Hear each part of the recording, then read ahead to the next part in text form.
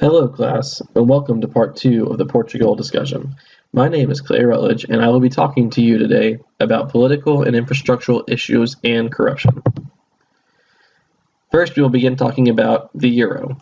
The current United States dollar is worth 90 cents, which would be 90.9 euros, which is what Portugal uses as its national currency, as well as 12 other nations in the EU.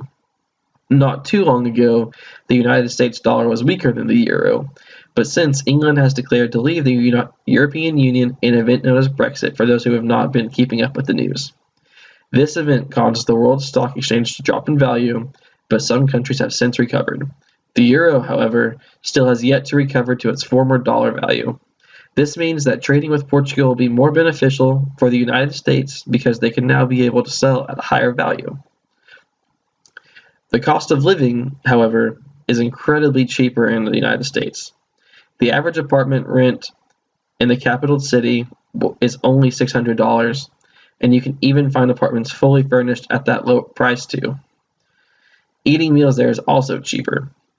The average sandwich cost for 2 people to eat would be $5 US, whereas here it would only feed one person.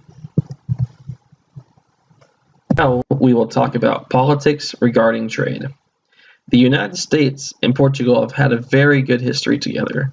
They were one of the first countries to recognize the United States as an independent sovereign nation, and we have had trade ties with the country ever since. In terms of trade, the United States is Portugal's second largest trading partner outside of the EU.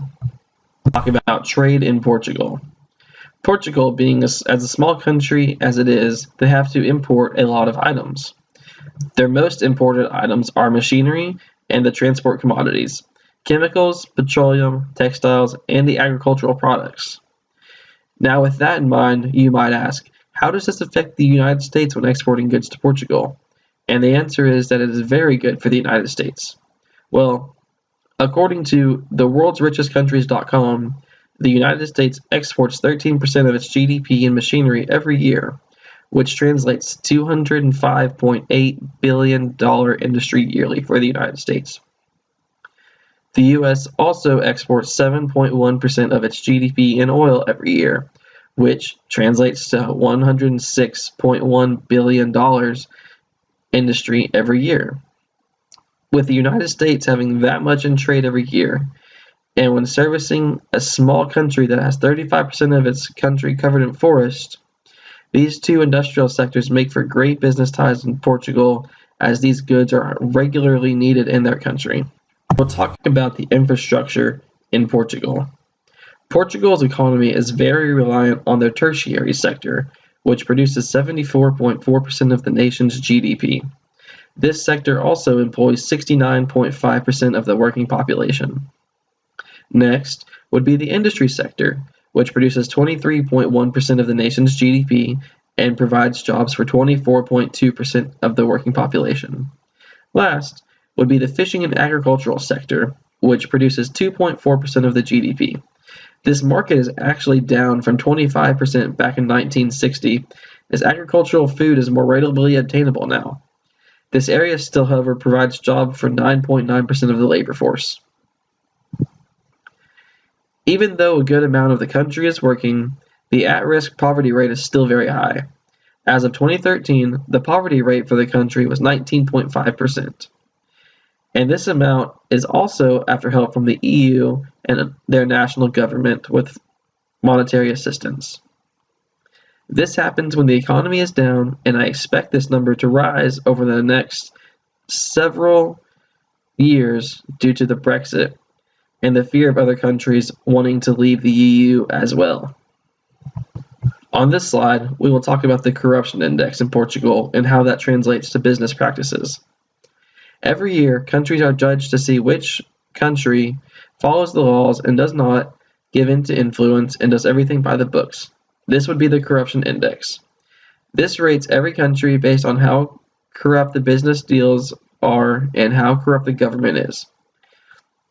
Portugal ranks at number 28 on this scale. This is a very well-placed number and falls in line with most of the other Western countries. In Portugal, most of the corruption takes place in the political sector, with some happening in the business sector. With politics, it is usually lower-ranked politicians and not the higher ones. In business, the money managers who are most guilty of being corrupt.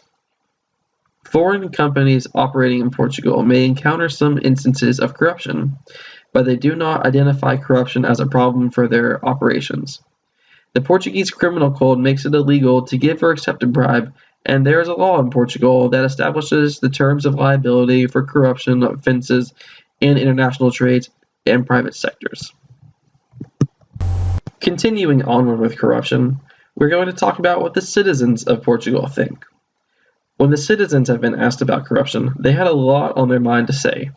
A total of 70% of Portuguese said corruption in the civil service was a serious problem, while an additional 20% said it was a problem. Overall, 3 in 4 Portuguese said the government's effort to tackle corruption was ineffective, with 39% stressing that it was very ineffective.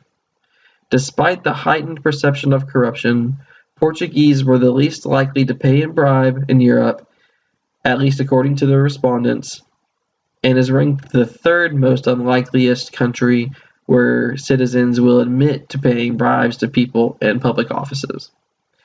This comes from a Portuguese newspaper called the Portugal News in a 2013 article. You will find the works cited which backs up information provided in my articles. If you have any questions regarding any information in this presentation, be sure to ask me on the discussion posts titled Question for Clay in the Portugal. I will be as prompt to respond to it as possible. Moving forward, group member number 3 will now be presenting the rest of the presentation. Thank you.